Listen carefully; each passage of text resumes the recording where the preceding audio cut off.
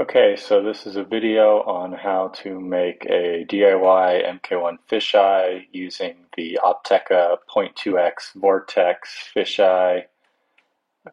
Credit for this method goes to Colin Shea.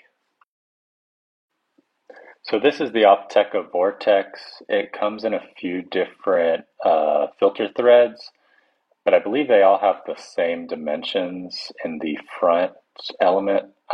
So it probably doesn't matter if you decide to get one, which one you get.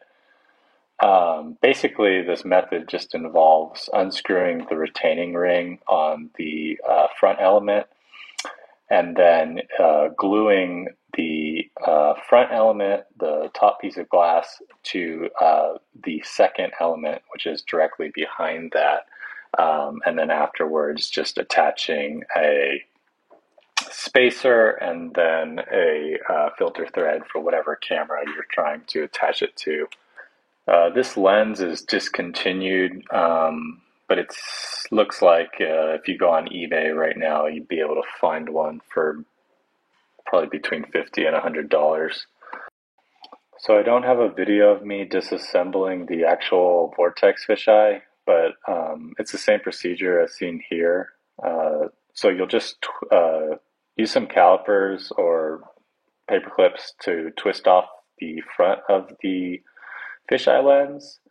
And then what we'll be doing is gluing the front two pieces of the Vortex fisheye together. And it looks similar to what you see here with the Mark 1. So that second smaller piece will be glued to the front piece.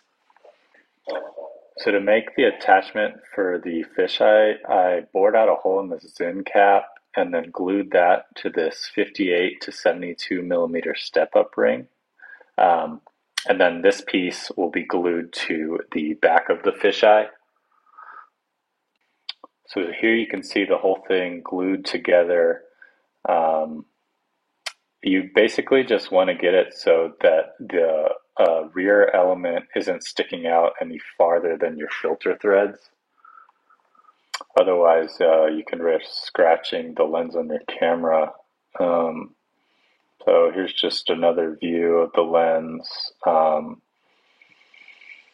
Then I just took a strip of black duct tape and tried to tape around the ring just to prevent any spaces where there was light leaks, just to kind of help with the flares. So here's a side-by-side comparison of the DIY MK1 and the Century Mark 1.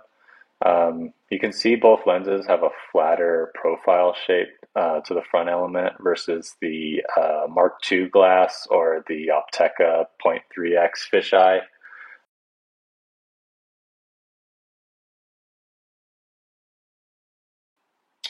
So here's the Century Mark 1 58 millimeter screw mount attached to the Canon XA11.